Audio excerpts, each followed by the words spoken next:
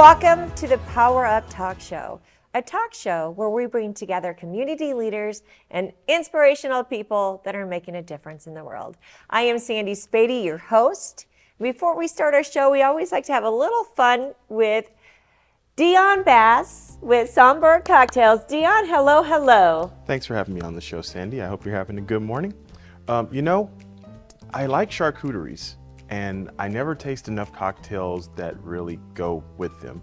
And so I wanted to make a dirty martini that absolutely went with the charcuterie. So while a lot of the magic happens off camera, essentially what I did was I took bell pepper and aged white cheddar and a little bit of saline solution, and I mashed them up in a nice blend with some wonderful vodkas. And this is what I came up with.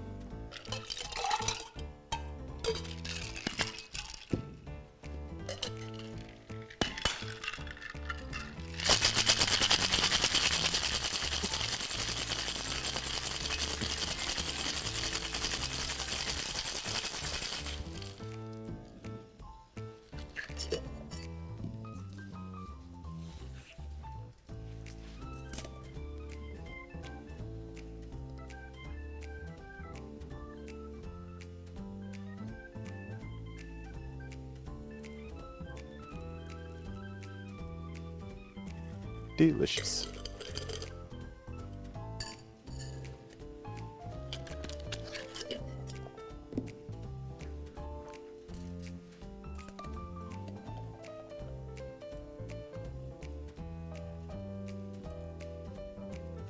When these are done right and they're infused correctly, they are going to give you some nice saltiness, and you're actually going to taste something similar to what you taste while eating a charcuterie.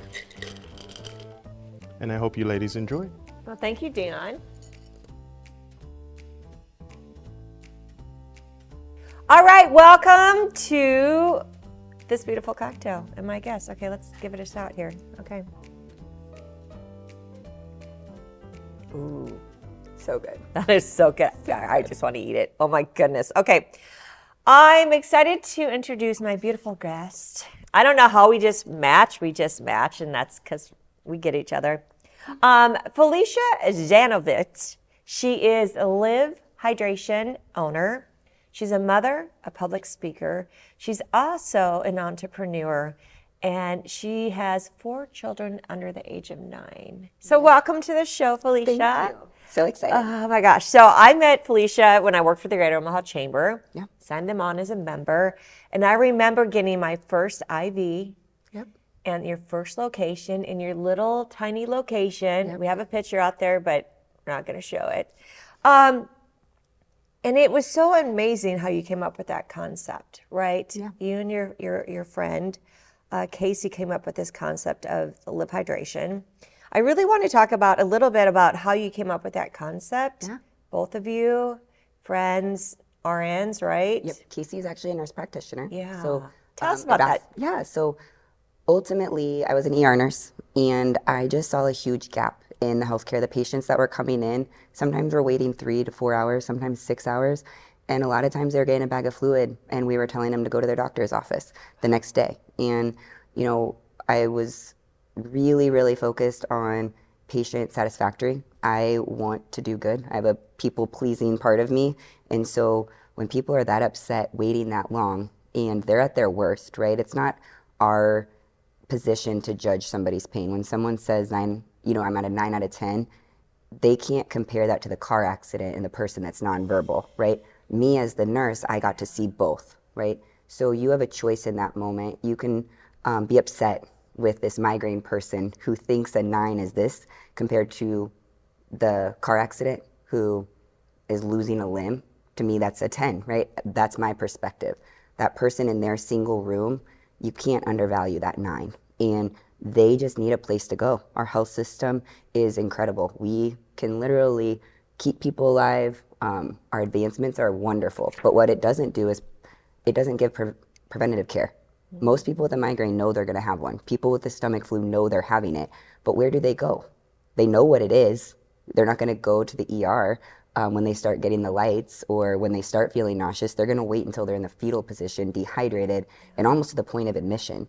So Live Hydration Spa gives people a place to go where they don't have any. It's just a gap in the healthcare system because we've advanced so much and can do such critical illnesses now. The people who just don't feel good don't have a place to go. So Live Hydration Spa gave them that. That is beautiful. And I love how you have like a boutique of what you could put in it. Like if you're feeling, I want energy, if I want my immune system up.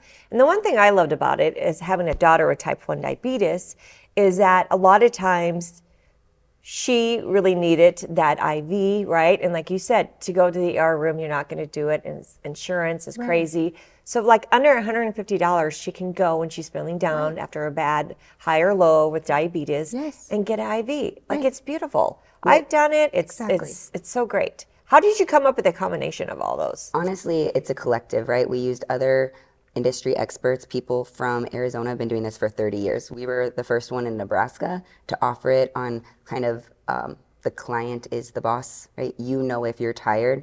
One thing that I think is kind of lost is the communication and the relationship in healthcare. A lot of times we ask, are you tired? Yes or no, we move on. The real question is, why are you tired? Are you tired because you're not sleeping? Are you tired? You actually get 9 hours of sleep, but you wake up tired? There needs to be more depth to our conversations to really understand the person. You know, but sometimes you weren't asked the right questions, right? You could almost answer the questions themselves. It's our job in healthcare to help coach you and you to take autonomy of your life, because that's the only way you're going to actually change, you know, your lifestyle and your quality of life. Now let some of the audience know that maybe have never done the IV. Like, how do you do it? What do you expect? How long does it take? Yeah. What's crazy to me is a lot of people will ask, are you an RN? Well, yeah, you should ask that question first. A lot of times people ask it after. So ours are all medically licensed, so they have the ability. Some in states it varies, but here ours are RNs that are in most of our stores. So that you can expect.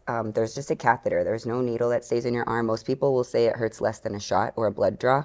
A lot of people is faster than 30 minutes because we're so dehydrated, but it kind of is on your body and how much your body needs. And we can do it to comfort, to slow it down, because sometimes people will say that they're a little bit cold during it, but that's just because the fluid themselves is at room temperature and you're at 98 degrees. So it's expected that you feel a little bit of a cooling sensation, but ultimately most people are either scrolling on their phone, they take it time to make it maybe like a nap, or they'll bring a friend and they'll just enjoy, which I know that's your motto. I've done that.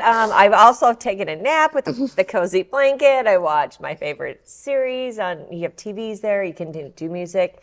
It's really a kind of a little spa treatment. Really, it's treatment for health wise that really you need. Right. I mean, so many times, women. I'm always for women, but people, we do not have enough hydration in our bodies. No, not at all. And so I love it. Like I said, my daughter, type 1 diabetes, she gets up and down, go get an IV. Right. And I like the option of, isn't there one for aging or something? There's. Double dose me for that. Yes, that is wonderful. I don't really think you need it, but yes. Oh, thank you. I just like how it's a fun experience. You feel so much better afterwards. And I think you do things for like bridesmaids and groomsmen parties. And do you go to people's houses sometimes? Or is that? We do. We go to corporate events. There's a few local businesses that actually have us come every month. Like, let's say the second Tuesday of every month, their staff, their HR kind of arranges it. And it's really awesome for just like an employee benefit. A lot of people work 9 to 5. When are they going to have time to come in? So employers can have us come and the employees can do their treatments right at their desk. And the nurse just stays there for a couple hours. People can pre-book it. And again, it's bringing the availability to the community. That's what's really important. So people can walk in, you can invite us over. We have some people that have a standing monthly appointment at their home. So we really want to make it for the community. So I didn't know all that additional stuff because I started, in the beginning, right? And I want to talk about that because was it 2018? 18. Yep. Where do you think have you seen it go, right? Like you had one little location, and now there's locations everywhere. Like it has really grown. You can franchise it if someone wants to, right? Yes. How do you deal with that growth? Honestly, you really just have to hold on, right? You can't prepare. I honestly believe we think, we'd like to believe that we're fortune tellers, right? When I hit this, I'll be happy. When I hit this, I'll know it all. And if I've learned anything over the last year, that's just not the case. Furthermore, your brain actually can't tell the future. It only can tell you on past experiences. So I liked this. So in your head, I want that more in the future, or I didn't like this. So our vision of our future, of where happiness is, sometimes we try to make it a destination, and it can't do that, right? So when I started Live with my business partner, I'll be honest, we had no idea where it was going to go. We had no idea how the public was going to receive it. And thank goodness, because we cared about relationships, and that's where our roots are, it really did grow. So now my business partner leads, she's the CEO and the owner of the franchise. I decided in my season of the life I was going to stick with my store and kind of pivot. So that's where I'm at now. And that's my next question. It's like she can read my mind. I don't know what the deal is. Pivoting, right? I think in life we set ourselves up to where we feel we need to be at that time in our lives, what success we should have, or where we need to be. And with the Women with Voices group, so many women open up to me, and I'm like, just try where you think you want to be, but don't feel like it's a failure, right? Because if you don't do what you want to do, that's regret, and we don't want that. But it's okay to pivot. Yes. With my Power Up Masterminds program, we had Christy Anderson, broadcast personnel, went into commercial real estate, and her whole workshop was on pivoting. Yeah. How do you pivot? What's your exposure, and how do you do it? Well, one, you have to be willing to pivot, right? You have to be willing to not necessarily have your eye on one single prize, right? Our lives are built. One of the first opportunities I had to speak with you and with Women with Voices is pillars, right? Sometimes we get so caught up in a season of motherhood, business, daughter, wife, whatever that is, and we so tightly grasp to these roles that we truthfully are going so fast and filling it that we don't actually know who we are.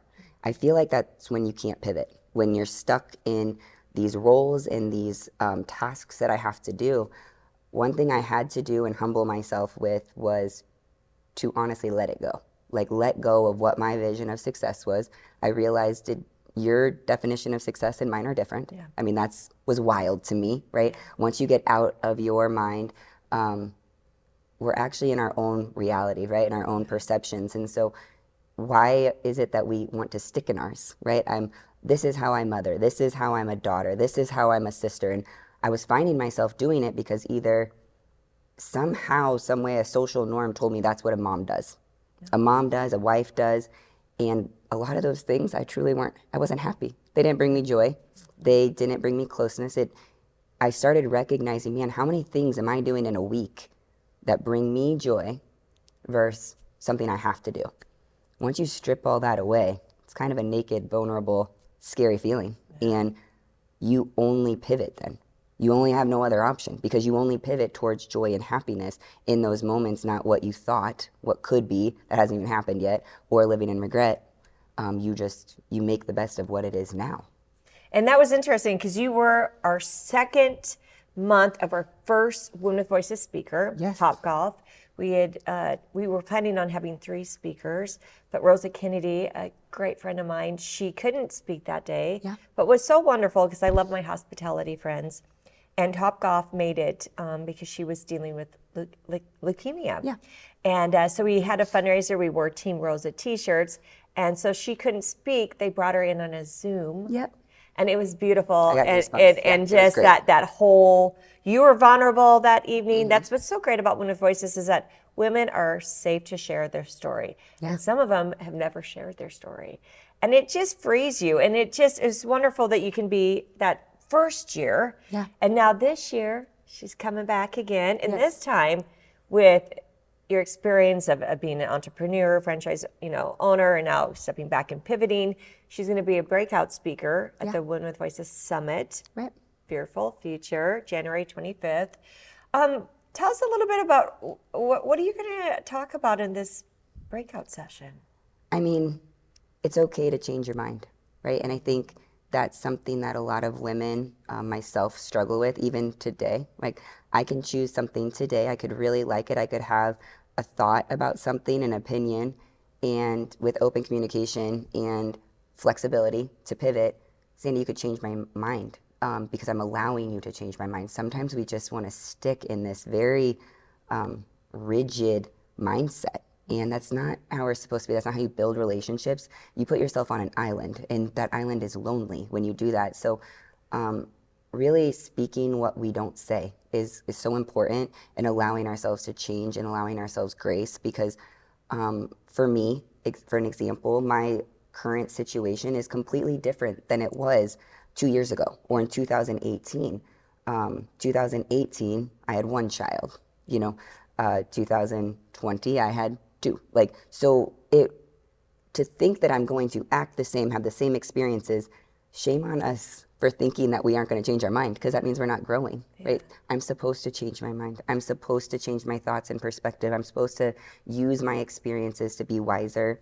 And we should celebrate that, right? It shouldn't be like, you're a hypocrite. It shouldn't be, well, that's not what you said. I'm allowed to change my mind.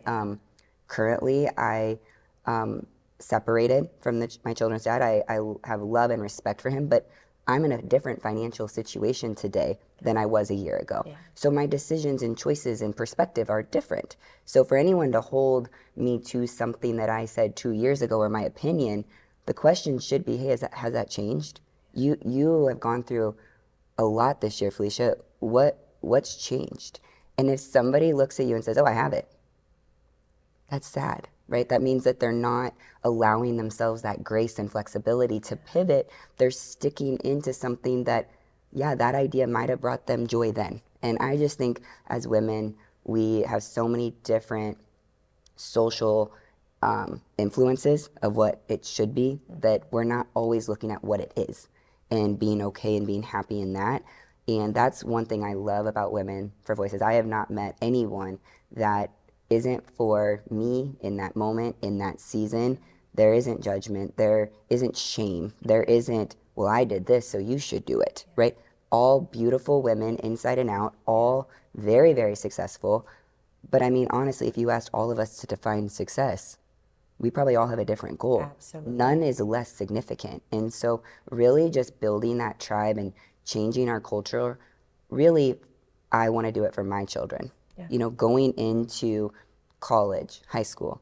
I would tell you right now, in high school, I had no friends. I would tell you I didn't feel like I had a tribe. I would tell you it was lonely and sad. I would tell you college, I was faking it. I was trying to fit in. I wanted to be liked. I would tell you after that, I was trying to find my mark, right? I was trying to find, what am I supposed to do? But I was lost because I didn't have that foundation. I didn't give myself that grace. And no offense to anyone in my upbringing, I had great mentors and parents, but it wasn't taught, it wasn't said, right? So I want to change that. I want to change the way we coach women and children and men, and teach them that just because this group of women are powerhouses, just because they're successful, does not mean they want to be masculine. Doesn't mean they want to be a masculine energy, right? Like, I still want the man to lead. I still want that. I'm still can be vulnerable, and we should still realize it's okay to be that. But it's funny, in this world of success, right? The definition of success, a lot of women lose that. I thought to be a CEO, I had to be hardened. I thought no is no. If not, I was emotional or defensive, right? So I lost some of that. But what makes me great is that energy. Yeah, and what I love about you just defined your detour, your pivoting, and now I can't wait. I'm ready for that breakout. I'm like, how am I going to do 4 breakouts? We're going to videotape them or something. So I'm really excited for that, because it's going to be a wonderful breakout, because you have knowledge, right? And you have detoured, you have pivoted, and now you're on your next chapter. Yes. And no one says it has to be all planned out, right? No. You just go with the flow. Yeah. Now, how do you deal with it? Because I know 4 children under the age of 9. Yep. Separated. We were just talking about hockey. You have hockey games coming up, and you're busy. How do you balance out being an entrepreneur, business owner, starting a new whatever, public speaker, mother. How do you balance all that? Because so many times I think women get down on ourselves for not like being the mom we thought we were supposed to be. It's just the balancing act, right? How do you do all that? So one, I let go of those social, what it should look like, right? So sometimes, like, I will use dinner time. There's something about dinner time and getting the kids ready for school, right? One thing I did for getting the kids ready for school, so often I was almost like yelling at them, right? It's like I have this vision of people like going to church on Easter morning or Christmas, and the mom is just screaming at the kids, right? They're losing, like, they are mad, and then they walk in, right? And it's like, gosh, all that energy, that negative energy, we're screaming at each other to look like we've got it together and to walk in and do the right thing, right? So I have a timeout periods. When I catch myself doing that, I have to realize that, actually, I have this quote from a client from that little room. She said, man, parenting, I said, parenting can be really hard. At that point I had 2 kids, and she goes, no, only when when you're trying to do something selfish. And I was like, what? She's like, well, when you're trying to cook, yeah, you're frustrated, and parenting can be hard. If you stop, it's the simplest thing you've ever had to do. It is the simplest time, and they are so concrete, and their minds are so focused on you. Right now, before 9, they listen to you. It only gets harder, right, when they have their own. So you're the most influential right now. Coming to my time to pivot, right? I kind of had that voice in my head. Like, I would come home and I would be really, really patient all day. People at work, customers, vendors. I'd come home and I'd snap at the kids. Why couldn't I bring that same grace, patience, and kindness to them? Well, I had to, right? I had to put on that act and that face. But then my kids got the worst, right? They got the short-tempered mom. That's when the guilt came in for me. That's where it was. So one, you have to identify it. So to balance it out, what I said, something had to give. So either I was going to have to, obviously I'm not going to snap at my vendors. I had to pull back. I had to pull back on that pillar a little bit, because the pillars have to be in line. If I'm super successful CEO of 50 locations all over the nation, who cares if this pillar's here? Everything topples over, right? So to me, everything has to grow. So Live grew really, really fast, really fast in 2 years. And what happened to that pillar is I grew professionally. Didn't grow as a wife, right? I didn't grow as a friend, and I don't believe I grew as a mom.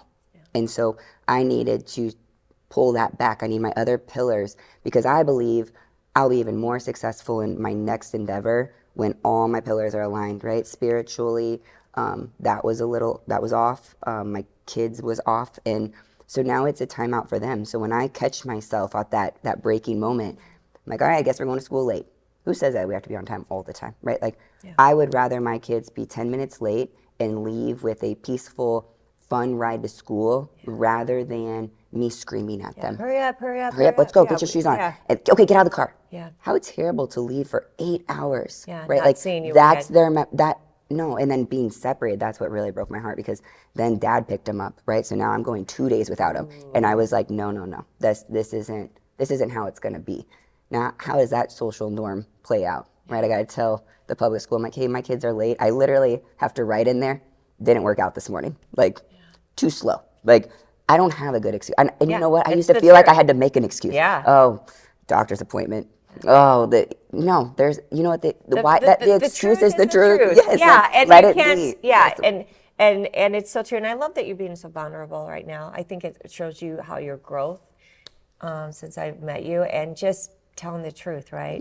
We don't have to be perfect, and we don't have to have everything figured out, but you just got to have the right mindset, and take the time for the ones that matter. Well, and lean in, right? If I had it all and I had it figured out, I'm not actually maximizing my tribe that you've graciously created for us, right? Because I wouldn't need anything. If I knew it all, what am I leaning into? Why do we even need a network if you know it all? We need to strip that down in society and realize then you're only going to the network, and you're only being a part of this group for the image of it, right? The image of, I'm a part of it. What do I get? Because I know it all, right? If that's how you're running through life. But the minute you strip it down, man, you'll grow so much faster, because the only thing is it's a little uncomfortable, right? Because it's what we've known. We've kind of masked we've masked that in vulnerability is something bad, right? Like being humble. Humble, I just saw this the other day. being humble is just, I got more to learn. Well, Right? Like, let's change the perspective. Why is it bad? Someone once told me, I that's just really learned this. good. I learned this year at 36 years old, that, did you know selfish shouldn't be a negative word? Okay. I grew up with selfish Yeah, being, yeah, don't you're be being selfish. selfish, Don't be yeah. selfish. Well, that led me to a very empty box, right? I was giving to everyone. I was going to all these things for everyone else. Well, none of that brought me joy. My relationship with my kids, my friends, us, my community, that has gotten me way further. You know, that's going to get me into my next chapter because I was able to. Yeah. Right? But you have to allow it first. Yeah, you have to allow it. You have to be able to be humble, and people want imperfect people. I always say my quote is, I'm perfectly made. I love it. Imperfectly made. Yes. Right? Because when you're trying to put up that front, it's never going to work. It's too much Right. work.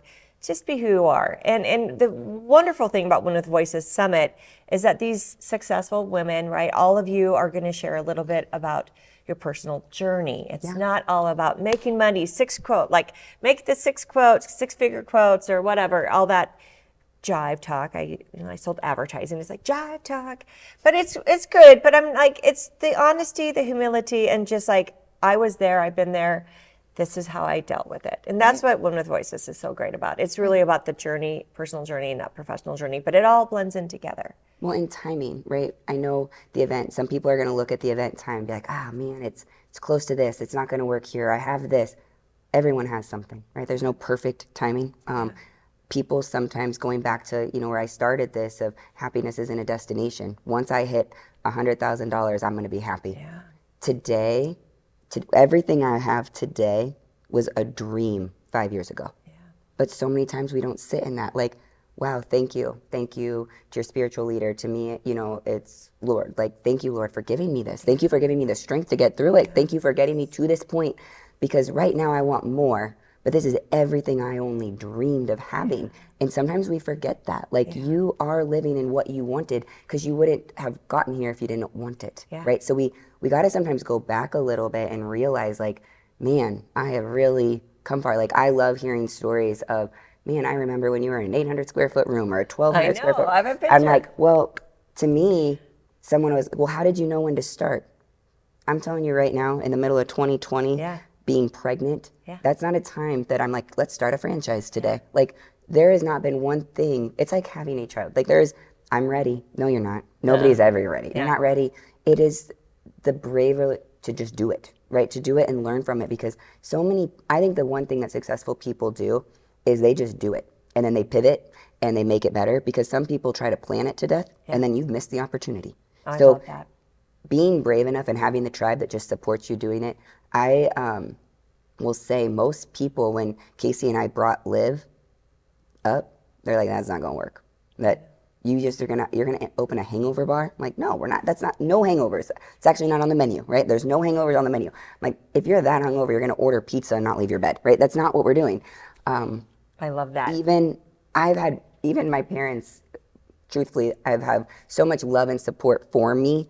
However, in that, they're like, I can't believe it grew. I can't believe you got 2. I can't believe you friends. Like, they would always say that. And if I would have waited for society to say, okay, Felicia, you should open it, it would have been about now. I love that. Why, I would have missed it, right? Wow. Okay, this is just a taste of what you're going to get. You want to come to the summit and follow. How do we find you? Facebook, Instagram, LinkedIn, I'm there. I love the personal connections, so don't be scared to, just throw a message out there. Tell me how you saw me. You don't even have to. I reach out to all of them, because, again, personal relationships and growing my tribe is really, really important. So, well, thank you for being on my show. Yes, thanks for having me. Oh my gosh. Remember, you don't have to be perfect. You're going to pivot, but just know that's where you're supposed to be at that moment in time. So remember, just do it. Have a great day, and remember, you're worth it.